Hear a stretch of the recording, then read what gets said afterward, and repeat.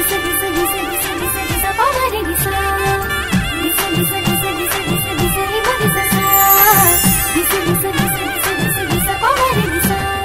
వెంకటేశమతి సుందర మోహనాంగం శ్రీ భూమికాంత అరవింద దళాయతాక్షం ఆనంద నిలయుడు అందరినీ సమ్మోహనపరిచే అతిలోక సుందరుడు ఆ వెంకటేశ్వరుడు. నేను వైకుంఠాన్నైనా వీడి ఉండగలను గాని నా భక్తజన కోటికి క్షణకాలం కూడా దూరంగా ఉండలేనంటూ వైకుంఠాన్ని వీడి భూలోకంలోని వెంకటాచలంలో అద్భుత సాలగ్రామ శిలారూపంగా ఆవిర్భవించాడు. వక్షస్థలంలో శ్రీ మహాలక్ష్మితో స్వయం వ్యక్త రూపంతో భక్తులను అనుగ్రహిస్తున్నాడు. ఏడుకొండలవాడ వెంకటరమణ గోవింద గోవింద అని నోరారా అంటే అదో ఆనందం, చెవులారా వింటే చెప్పలేనంత తన్మయత్వం. అసలు ఆ స్వామి చరిత్రే పరమాద్భుతం. ఆ స్వామి వెలిసిన ఈ కొండే ఒక అద్భుతం. ఆ స్వామి అలంకారం, అభయం, ప్రాశస్త్యం, విశేషం అన్నీ కూడా భక్తులకు దివ్యానుగ్రహమే.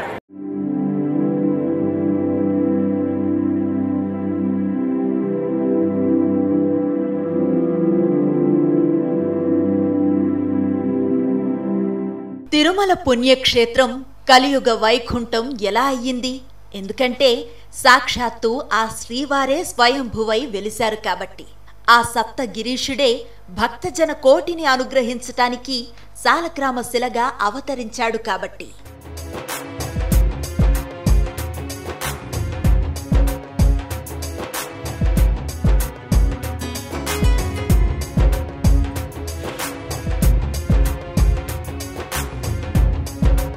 ఆ దేవదేవుడు శేషాచల కొండల్లోనే ఎందుకు వెలిశారు?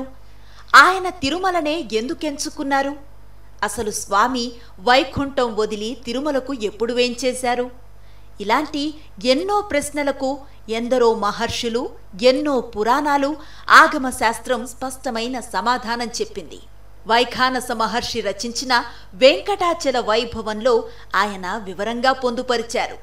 పంచాంగం ప్రకారం దాదాపు 17 కోట్ల సంవత్సరాలకు ముందు స్వామివారు శేషాచల కొండల్లో వెలిశారు.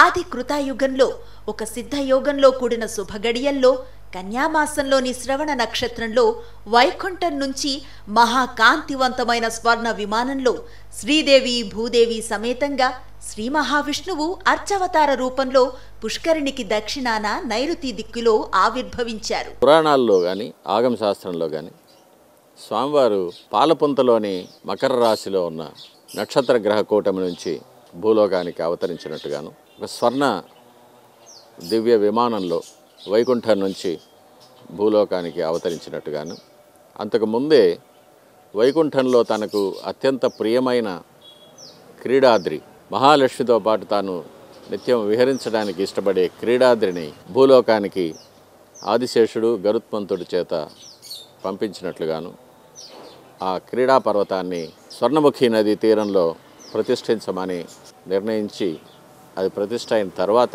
స్వామివారు భూలోకానికి అవతరించారు. ఆ దివ్యమైన ముహూర్తాన్ని కూడా ఆది కృతయుగంలో కన్యామాసంలో శ్రవణ నక్షత్రంలో సిద్ధయోగంలో స్వామివారు ఈ వెంకటాచల పర్వతాల మీద అత్యంత పవిత్రమైన స్వామి పుష్కరిణికి దక్షిణ నైరుతిలో వచ్చి అవతరించినట్టుగా చెప్పబడి ఉంది. వెంకటాచల క్షేత్రంలో వెలిసిన శ్రీనివాసుడు బ్రహ్మదేవుణ్ణి పిలిచి జగత్ కళ్యాణం కోసం తనకు ఉత్సవాలు నిర్వహించాలని ఆజ్ఞాపించారట. ఆ ప్రకారం బ్రహ్మదేవుడు శ్రవణ నక్షత్రం నాటికి పూర్తయ్యే విధంగా 9 రోజుల పాటు ఉత్సవాలను నిర్వహించారట. తొలిసారిగా బ్రహ్మదేవుడు ఈ ఉత్సవాలను నిర్వహించటం వల్ల అవి బ్రహ్మోత్సవాలుగా ప్రసిద్ధి పొందాయి. దసరా నవరాత్రులు, కన్యామాసంలో వెంకటేశ్వరుడు అర్చామూర్తిగా ఆవిర్భవించిన శ్రవణ నక్షత్రం శుభముహూర్తాన చక్రస్నానం నాటికి 9 రోజుల ముందు ఈ నవరాత్రి బ్రహ్మోత్సవాలు నిర్వహించటం అనాదిగా వస్తున్న ఆచారం.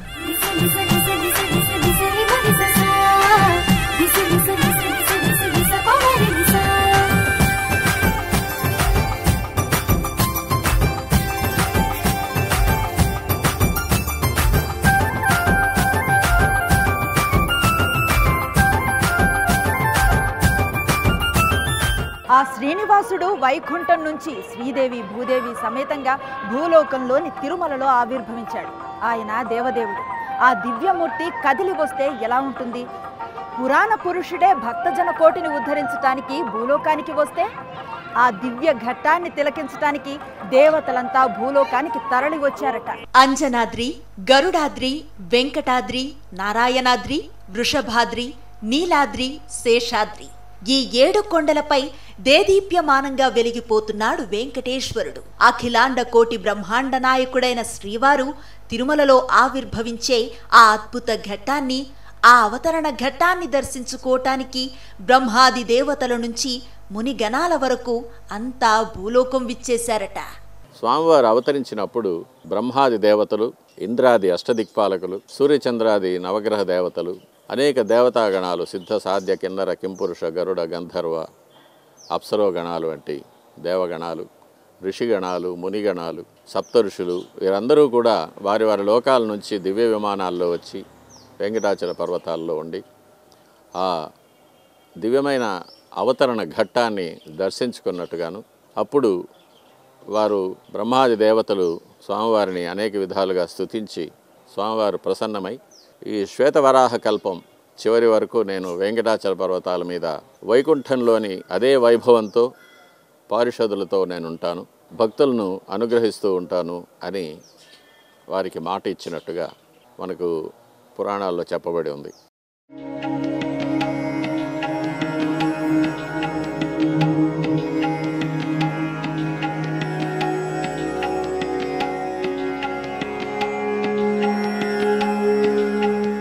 కలియుగంలో భక్తులకు ఆపన్న హస్తం అందించడానికే ఆ శ్రీమన్నారాయణుడు వైకుంఠం వదిలి భూలోకంలోని తిరుమలలో ఆవిర్భవించాడు. అయినా ఆ దేవదేవుడు వైకుంఠంలోనే ఉండొచ్చు కదా, ఎందుకు భూలోకానికి విచ్చేశాడు? భక్తజన కోటిని పాలించడానికి ఆ సర్వాంతర్యామికి అడ్డేంటి? ఈ ప్రశ్నలకు సమాధానాలు తెలిస్తే ఆ భక్తవత్సలుడి మనసు ఎంత చల్లనిదో అర్థమవుతుంది.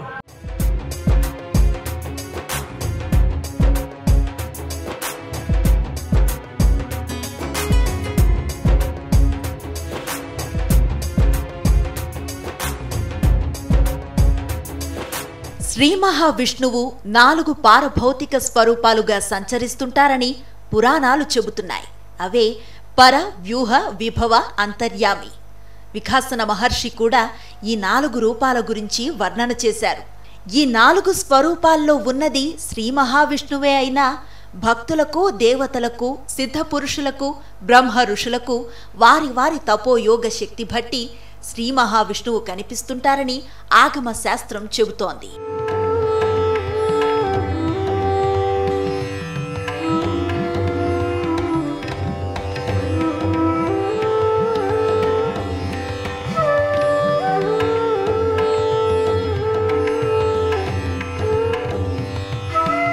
వైకుంఠంలో శేషశయనంపై ఉన్న శ్రీ మహావిష్ణువును చూడటానికి సాక్షాత్తు ఆ బ్రహ్మదేవుడికి అవకాశం లేదని, వైకుంఠంలో నిత్యాసురులు మాత్రమే ఉంటారని వెంకటాచల మహత్యం చెబుతోంది.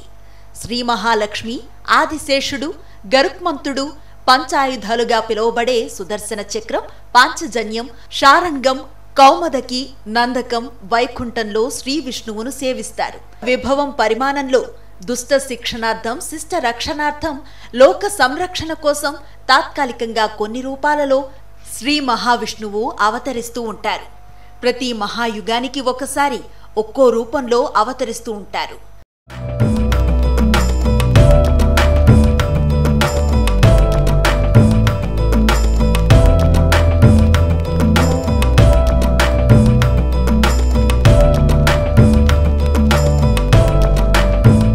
శ్రీ మహావిష్ణువు మరో రూపం అంతర్యామి స్వరూపం. ఇందు కలడు అందు లేడు, ఎందెందు వెతికినా అందందే కలడు అన్నట్లు పురుషోత్తముడైన శ్రీ మహావిష్ణువు సృష్టిలో ప్రతి జీవరాశిలో నిక్షిప్తమై ఉన్నాడు. ప్రతి జీవిలోనూ జ్యోతిలా వెలుగుతుంటారు. ఈ జీవులు అంతర్ముఖంగా ప్రయత్నించినప్పుడే వాటికి గోచరిస్తారు.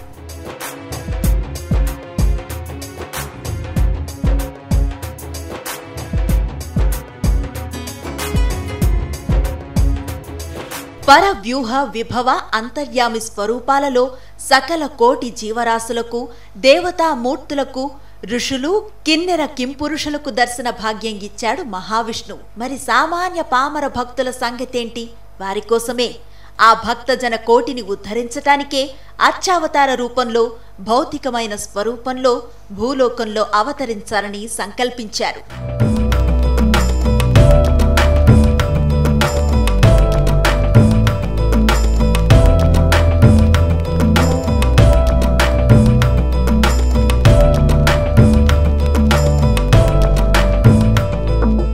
సర్వదేవతా స్వరూపుడు, విశ్వాత్మకుడు, విశ్వంభరుడు, ఇలా శ్రీనివాసుడి వైభవం గురించి, పరమాత్ముడి సౌందర్యం గురించి ఎంత చెప్పినా తక్కువే.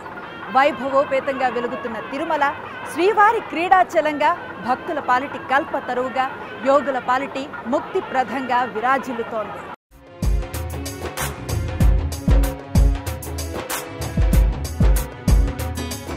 తిరుమల ఒకప్పుడు సముద్ర గర్భంలో ఉండేదా? ఆ వెంకటేశ్వరుడు పూజలందుకుంటోంది వేల సంవత్సరాల క్రితమే అయినా ఆ దేవదేవుడు వైకుంఠం నుండి తిరుమలకు వేంచేసి కోట్ల సంవత్సరాలవుతోందా?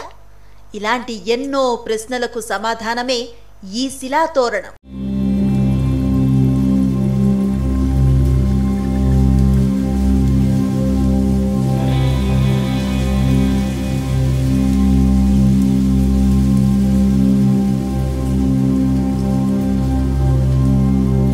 తిరుమలలో శ్రీ వెంకటేశ్వర స్వామి ప్రధాన ఆలయానికి ఉత్తరం వైపున 1 కిలోమీటరు దూరంలో చక్రతీర్థం వద్ద సహజ సిద్ధంగా ఏర్పడిన శిలాతోరణమే ఇది. 1980లో తిరుమల కొండల్లో భూగర్భ దోషాల కోసం తవ్వకాలు జరుపుతూ ఉండగా జియాలజిస్టులు ఈ తోరణాన్ని కనుగొన్నారు. 2 వేరువేరు రకాల రాళ్లపై ఒక సన్నటి రాతి వంతెన ఉండటాన్ని వారు గమనించారు. ఈ తోరణాన్ని ఆదిశేషుడు శంకు చక్రాల రూపంగా భక్తులు భావిస్తారు. ఈ తోరణం ఎత్తు వెంకటేశ్వర స్వామి విగ్రహం ఎత్తుతో సమానంగా ఉంటుందని భావిస్తారు. విష్ణుమూర్తి వెంకటేశ్వరుడిగా వెలిసేందుకు కొండపైకి వేంచేసినప్పుడు తొలి అడుగు శ్రీవారి పాదాల వద్ద, 2వ అడుగు తోరణం వద్ద, 3వ అడుగు మూల విరాట్టు ఉన్న చోట ఉంచారని భక్తుల విశ్వాసం. ప్రస్తుతం మనము వైవస్వత మన్వంతరంలో ఉన్నాము. అంటే వైవస్వత మనువు పరిపాలనలో ప్రథమ పాదంలో మనము ఉన్నామన్నది పంచాంగం గణం ద్వారా తెలుస్తుంది. ఇవన్నీ లెక్కేస్తే కొన్ని కోట్ల సంవత్సరాల ముందు స్వామివారు తిరుమల క్షేత్రంలో ఆవిర్భవించారన్నది మనకి సహజమైన శిలాతోరణం. ఆ యొక్క శిలల యొక్క వయసును కూడా మనం జియాలజిస్టులు, ఆర్కియాలజిస్టులు కొన్ని కోట్ల సంవత్సరాల ముందే ఈ శిలాతోరణం ఏర్పడిందని, ఆ శిలాతోరణం నారాయణగిరి పాదాల వద్ద నుంచి స్వామివారు వచ్చి శిలాతోరణం గుండగా ఈ తిరుమల క్షేత్రంలో ప్రస్తుతం స్వామివారు ఉంటున్న ఆ ప్రదేశంలోకి వచ్చి శిలాస్వరూపంగా ఏర్పడ్డారన్నది మనకి పురాణాల ద్వారా తెలుస్తూ ఉన్నది.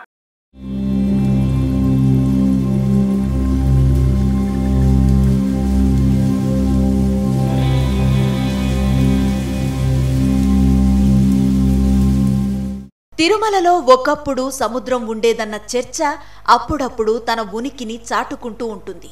సహజ సిద్ధంగా ఏర్పడిన ఈ శిలాతోరణం ఆవిర్భావం వెనుక కారణాల్లో సముద్రం ప్రస్తావన తెస్తున్నారు జియాలజిస్టులు.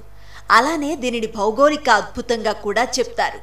భౌగోళికంగానూ ఆధ్యాత్మిక పరంగానూ అత్యంత ప్రాధాన్యతను కలిగినది ఈ సహజ శిలాతోరణం. పైన శిలాతోరణం అనే ఒకటి ఉంది. అది క్వార్ట్జైట్స్లో మాత్రమే ఉంది శిలాతోరణం. దాన్ని న్యాచురల్ ఆర్ట్స్ అంటారు. ఇది 1 of the 7 natural arches in the world. ప్రపంచంలోనే 7 ఉన్నాయి, వాటిలలో ఇది ఒకటి. ఇది ఎలా ఫామ్ అయిందంటే ఓషనిక్ ట్రాన్స్క్రిషన్ వలన, ఓషన్ అంటే సముద్రం ఇక్కడికి వచ్చి పోవటం వల్ల జరిగింది, లేకపోతే ఎరోషన్ ఎఫెక్ట్ వల్ల జరిగింది అనమాట. అవి 2 ఇంపార్టెంట్ అక్కడ ఫార్మేషన్ అయ్యేదానికి. ఆ దేవదేవుడు ద్వాపర యుగంలో శ్రీకృష్ణుడిగా తన అవతారం చాలించిన తరువాత సముద్రం ద్వారానే తిరుమలకు చేరి వెంకటేశ్వర స్వామిగా అవతరించారని కొందరు చెబుతుంటారు. ఇక్కడ కూడా సముద్రం ప్రస్తావన వస్తూ ఉంటుంది. అటు శిలాతోరణం వెనుక కూడా ఇదే చర్చ ఉంది. మొత్తానికి తిరుమల దివ్య క్షేత్రానికి కోట్ల సంవత్సరాల చరిత్ర ఉందని చెప్పటానికి శిలాతోరణం చిన్న సాక్ష్యం మాత్రమే. శిలాతోరణం అనేది అది మాకు తెలిసి మేము ఎంఏ అప్పుడు చదివేటప్పుడు 30-40 ఏళ్ళకు ముందు కనుక్కునింది. అది అంతకుముందు ఆ కొండ మీద కట్లు కొట్టుకునే వాళ్ళంతా వచ్చి ఆ శిలాతోరణం కట్లు మోపులు ఆనిచ్చి అక్కడ విశ్రాంతి తీసుకొని మళ్ళీ వెళ్ళేవాళ్ళు.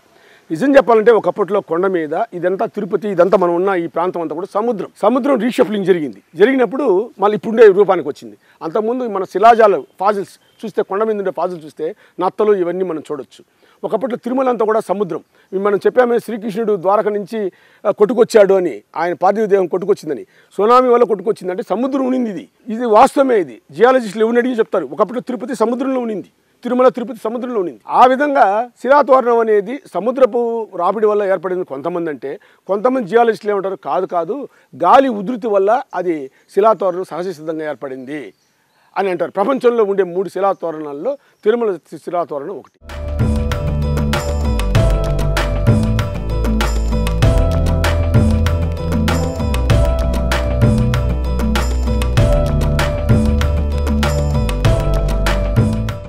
అఖిలాండ కోటి బ్రహ్మాండ నాయకుడైన ఆ వెంకటేశ్వరుడు నిత్య పూజా ప్రియుడు.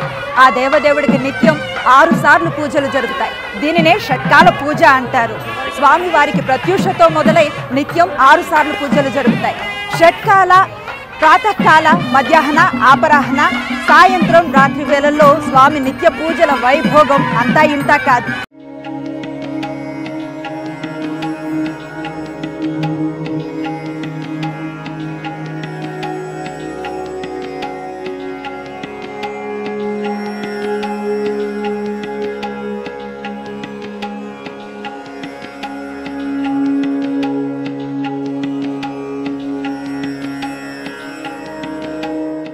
కౌసల్య సుప్రజ రామ పూర్వ సంధ్యా ప్రవక్తతే అంటూ వేకువ జామున సుప్రభాతంతో శ్రీవారిని మేల్కొలుపుతారు. ఇదే ప్రథమ పూజా సేవ. నిత్యం వేకువ జాము సమయం 3 గంటలకు ప్రారంభం అవుతుంది. అంతకు ముందే ఆలయ అర్చకులు, జియంగార్లు, ఏకాంగులు, యాదవ వంశీకుడు సన్నిధి గొల్ల దేవాలయం వద్దకు చేరుకుంటారు. అప్పుడే నగారా మండపంలో గంట మోగుతోంది. మహాద్వారం గుండా సన్నిధి గొల్ల ముందు నడుస్తూ ఉండగా అర్చకులు ఆలయంలోకి ప్రవేశిస్తారు. తాళ్లపాక అన్నమాచార్యుల వారి వంశీకుడు తంబురా పట్టుకుని మేలుకొలుపు పాట పాడేందుకు ముందుగా లోపలికి వెళతారు. వెంటనే పండితులు సుప్రభాతాన్ని పఠిస్తారు. ఆ తర్వాత వెంకటేశ్వర స్తోత్రం, ప్రపత్తి, మంగళశాసనం ఆలపిస్తారు. అదే సమయంలో తాళ్లపాక వంశీయుడు తంబురా మీటుతూ మూలమూర్తిని మేల్కొలుపుతాడు.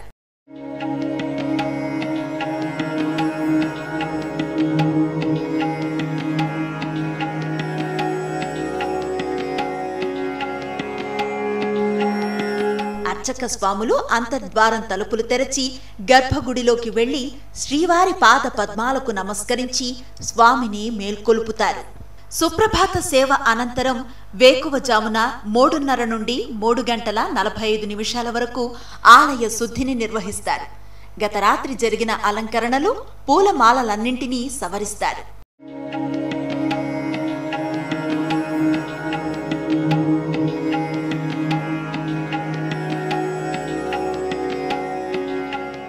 శ్రీవారికి రోజు తెల్లవారుజామున జరిగే ఆరాధన ఇది.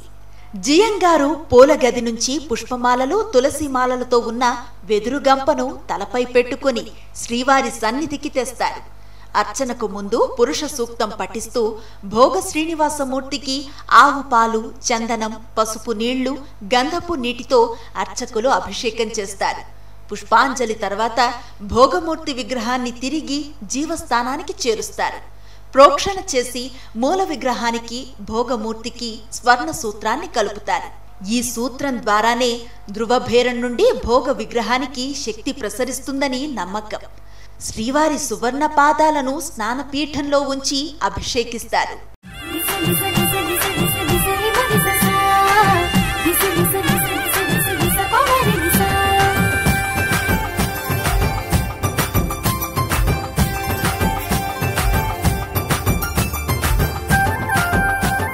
తమిళంలో తోడుతామలై అంటే దారంతో కట్టిన పూలమాల అని అర్థం.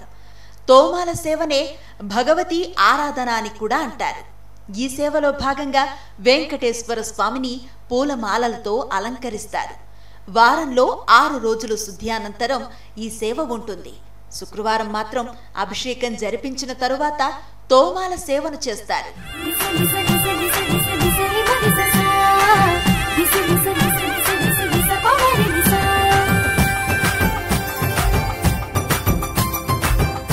తోమాల సేవ తర్వాత 15 నిమిషాల పాటు తిరుమామణి మండపంలో కొలువు శ్రీనివాసమూర్తికి దర్బార్ నిర్వహిస్తారు.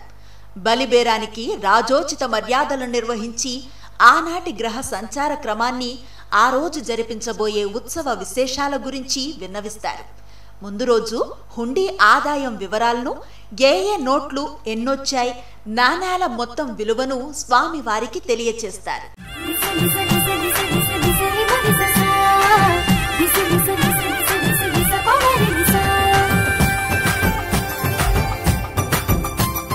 నిత్యం ఉదయం 4:45 నుంచి 5:30 వరకు సహస్రనామార్చన జరుగుతుంది. బ్రహ్మాండ పురాణంలోని స్వామివారి 1000 నామాలతో స్తుతిస్తూ చేసే అర్చన ఇది. ఈ అర్చన పూర్తయ్యాక శ్రీవారి పాదాల మీద ఉన్న పుష్పాలు, తులసి దళాలతో దేవేరులకు పూజలు నిర్వహిస్తారు. ఈ సమయంలో మీరాసీదారు వరాహ పురాణంలోని లక్ష్మీ సహస్రనామాలను పఠిస్తారు. మేలుకొలుపు, అభిషేకాలు, కొలువు కూటం, సహస్రనామార్చన పూర్తయ్యాక స్వామివారికి నైవేద్యాన్ని నివేదిస్తారు. నైవేద్య సమర్పణకు ముందుగా శయన మండపాన్ని శుభ్రం చేసి బంగారు వాకిలి తలుపులు మూసేస్తారు. తిరుమామణి మండపంలోని గంటలను మోగిస్తారు. అర్చకులు మాత్రం లోపల ఉండి స్వామివారికి ప్రసాదాలను కులశేఖరపడి యువతల ఉంచి సమర్పిస్తారు. ఈ అర్చనతోనే స్వామివారికి మధ్యాహ్న పూజలు ప్రారంభమవుతాయి.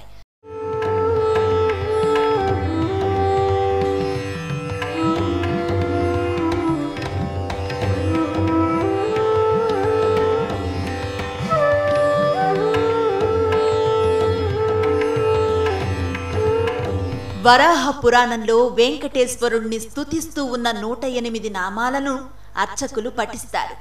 అనంతరం శ్రీదేవి, భూదేవి మూర్తులకు లక్ష్మీనామార్చనను జరుపుతారు. అక్కడితో మధ్యాహ్న పూజలు పూర్తవుతాయి. అనంతరం 2వ గంట నైవేద్యం ఉంటుంది.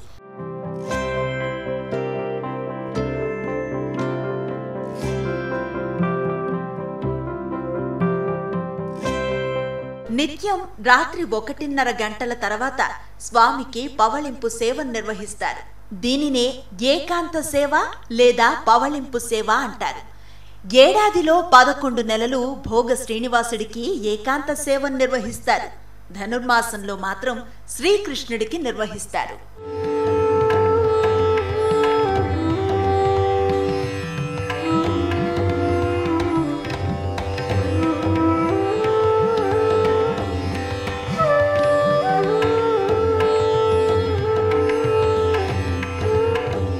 ఆ వెంకటేశ్వరుడు భక్తవత్సలుడు. భక్తులపై ఆయన చూపినట్లుగా ప్రేమ, వాత్సల్యాన్ని వేరెవ్వరూ చూపలేరు. అందుకే ఉదయం నుంచి సాయంత్రం వరకు ఆయనకు జరిగే సేవల పేర్లు భక్తుల పేరు మీదే ఉంటాయి. అంతవరకు ఎందుకు, ఆనంద నిలయం ముందున్న మెట్టు కూడా భక్తుడి పేరు మీదే ఉంటుంది. నిశ్చలమైన, నిష్కల్మషమైన భక్తి, సర్వస్య శరణాగతి మాత్రమే ఆ దేవదేవుణ్ణి చేరుకునేందుకు మార్గాలు.